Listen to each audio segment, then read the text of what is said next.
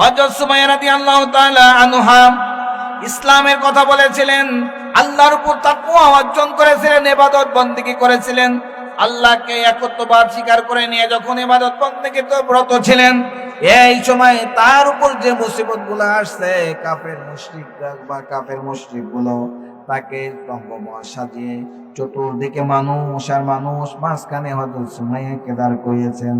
সুমাইয়াকে ডাক দেয়া বলেন, সুমাইয়া রে, ইসলাম ছাড়বিনি, ইসলাম ছাড়বিনি, না হলে তাকে তোমাকে লাঞ্ছিত করবো, অপমানিত করবো। সুমাইয়া ডাক দেয়া বলেন, ও কাফেররা শুনে রাখো, যার হাত ধরে কালেমা পড়ে মুসলমান হয়েছি, ক্ষুধার যন্ত্রণা সহ্য হয়, নবীজির চেহারা দেখলে ক্ষুধার যন্ত্রণা ভুলে যায়, সুবহানাল্লাহ বলে। এমন নবীজির হাত ধরে কালেমা পড়ে মুসলমান হয়েছি, এমন নবীজির জবান থেকে কালেমা নিয়েছি। এই নবীর জন্য যদি জীবন দিতে হয় জীবন দিয়ে দিব, কিন্তু কালেমা দিতে রাজি না।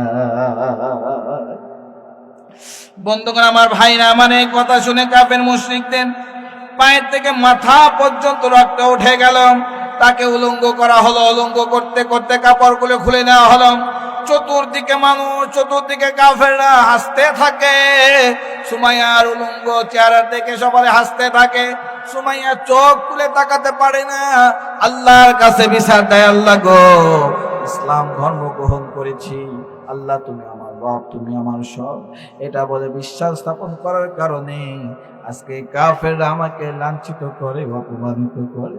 আজকে কাফেররা আমাকে উলঙ্গ করে ফেলেছে, আমাকে লাঞ্ছিত করছে।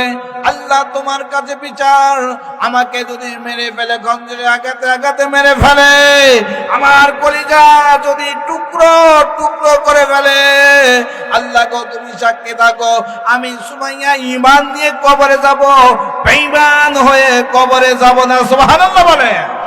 বন্ধুগণ আমার, ভাইরা আমার, সুমাইয়াকে ঢেল নিক্ষেপ করলো, চতুর্দিকে তামাশা করা শুরু করলো, খঞ্জরের আঘাতে ক্ষত বিক্ষত করে ফেললো।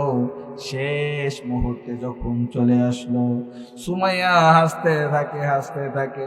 কাফেররা ডাক দেয়া বলেন, নির্যাতনের কারণে সুমাইয়া পাগল হয়ে গেল নাকি?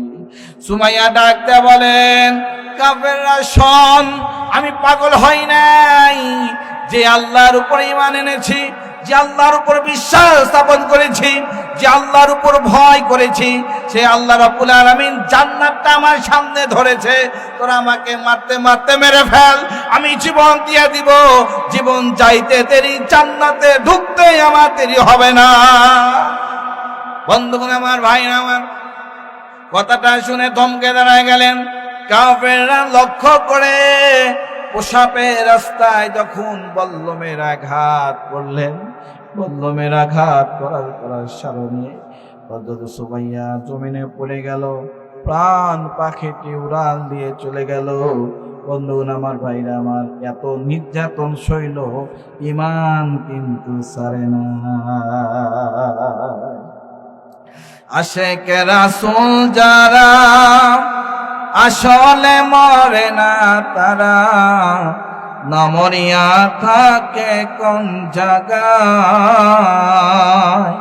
আমি থাকতে যদি নাহি পাই, নবীজি মইরা গেলে কি উপায়?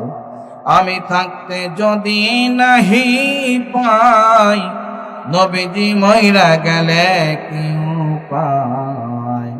আমি আছি আপনাকে দেখিবার আশায়, দয়াল নবীজি আমার নিবানি মদিনায়, আমার নিবানি মদিনায়, আমার নিবানি মদিনায়, দয়াল নবীজি আমার নিবানি মদিনায়।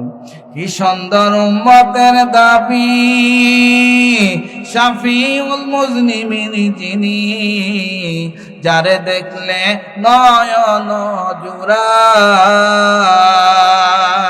শুনেছি আছে মদিনায়, দাওয়াত পাইলাম তার, লুকাইয়াছে মদিনার ধুলায়, দয়াল নবীজি আমার নিবানি মদিনায়, আমার আমার নিবানি মদিনায়, আমার নিবানি মদিনায় দয়াল নবীজি, আমার নিবানি মদিনায়। আল্লাহু আকবার বলেন। বন্ধুগণ আমার ভাইরা আমার, এরা ছিল ইমানদার, এরা হলেন আল্লাহ ভীরু। কথা বলেন ঠিক কিনা?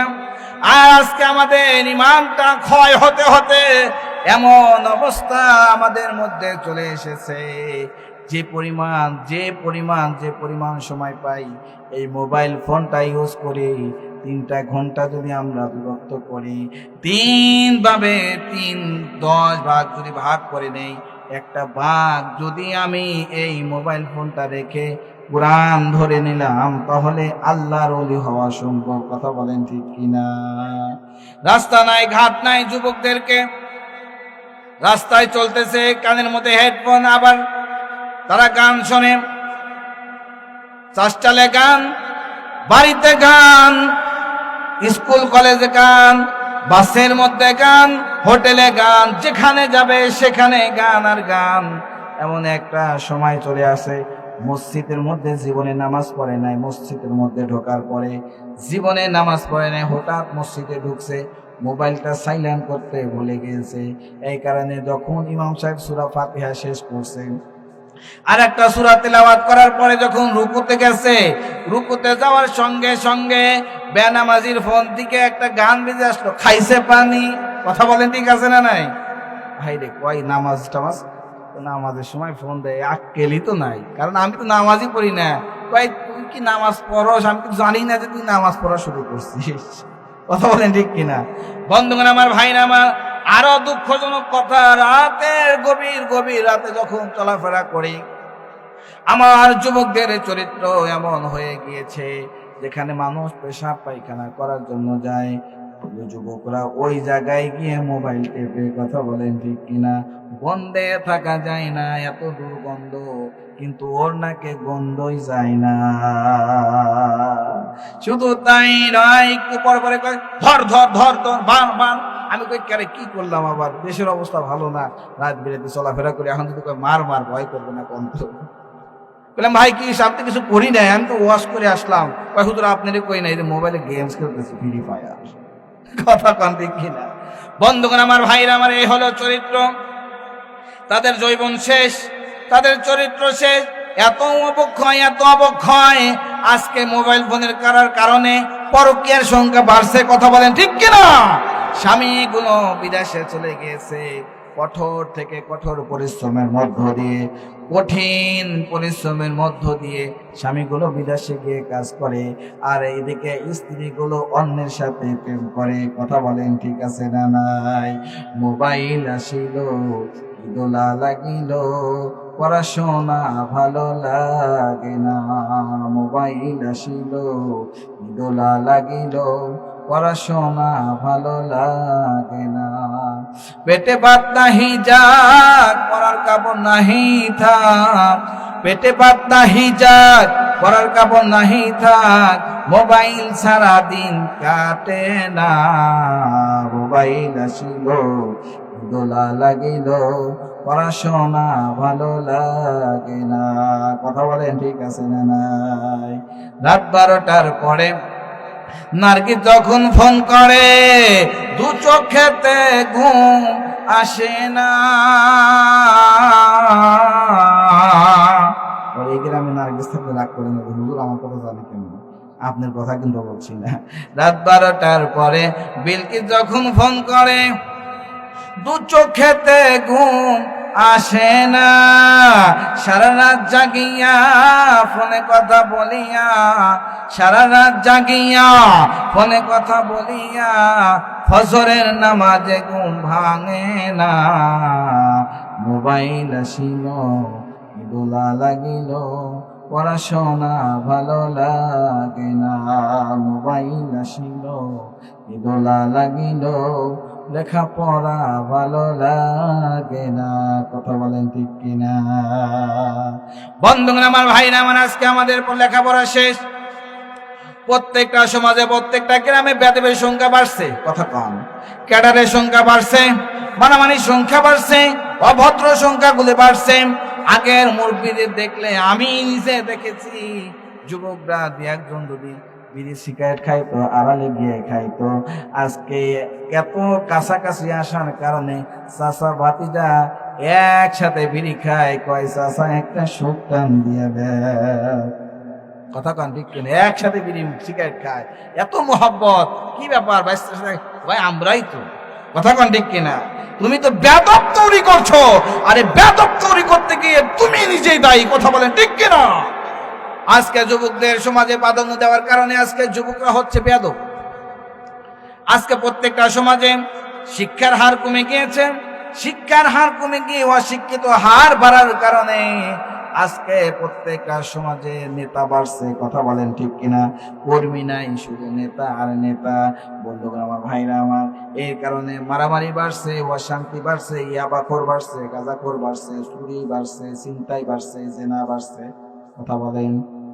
এখনো সময় আছে বন্ধুগণ আমার, ভাইরা আমার, আসুন আল্লাহর দিকে আসুন। এই তিনটি ফর্মুলার মধ্য দিয়ে যদি আপনি আপনার জীবনটা যাপন করতে পারেন, জীবন যাপন যদি করতে পারেন, তাহলে আল্লাহ রাব্বুল আলামিন আপনার ইমানে কুওয়াত বৃদ্ধি পাবে, আপনার উপরে সমস্ত রহমত বরকত নাযিল হয়ে যাবে, আপনি সত্যিকারে মুসলমান হবেন, ইমানদার হয়ে কবরে যেতে পারবেন। কথা বলেন ঠিক আছে না নাই? বন্ধুগণ আমার, ভাইরা আমার, আরবে ছিল অপসংস্কৃতি, নাচ গান, নর্তকী দিয়ে নাচাতম, কাফের মুশরিকরা এতে মজা পাইতো। তারা নর্তকীদের মেয়েদেরকে ভোগের পণ্য মনে করেছিল, তারা মেয়েদের কোনো সম্মান দেয় নাই, ইজ্জত দেয় নাই।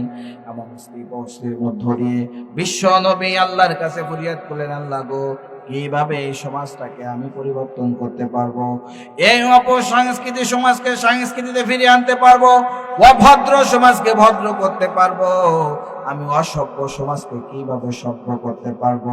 হেরা পর্বতের গুহায় যখন বিশ্ব নবী ধ্যানমগ্ন অবস্থায় থাকলেন, এমন সময় আল্লাহ রাব্বুল আলামিন জিব্রাইলকে পাঠিয়ে দিলেন, যা জিব্রাইল যা, তাড়াতাড়ি যা, আর করিস না দেরি, চলে যা তাড়াতাড়ি, আমার নবীজিকে সুসংবাদ দে, আমার নবী যেন মাথা উঠায় আর এই দিনের কাজগুলি যেন করে।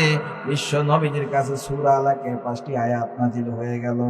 নবীজিকে বললেন, ইকরা বিসমি রাব্বিকাল্লাযী খালাক, খালাকাল ইনসানা মিন আলাক, ইকরা ওয়া রাব্বুকাল আকরাম আল্লাযী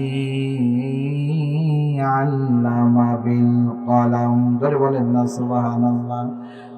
বিশ্ব নবীর উপর যখন ওহী নাযিল হলো, অসভ্য মানুষগুলো আস্তে আস্তে সভ্য হতে লাগলো, অভদ্র মানুষগুলো ভদ্র হতে লাগলো, মদারু মদ ছাড়লো, জুয়ারু জুয়া ছাড়লো, গাজারু গাজা ছাড়লো, জেনাকারী জেনা ছাড়লো, চুরিকারী চুরি ছাড়লো, ডাকাত কারণওয়ালা ডাকাতি ছাড়লো।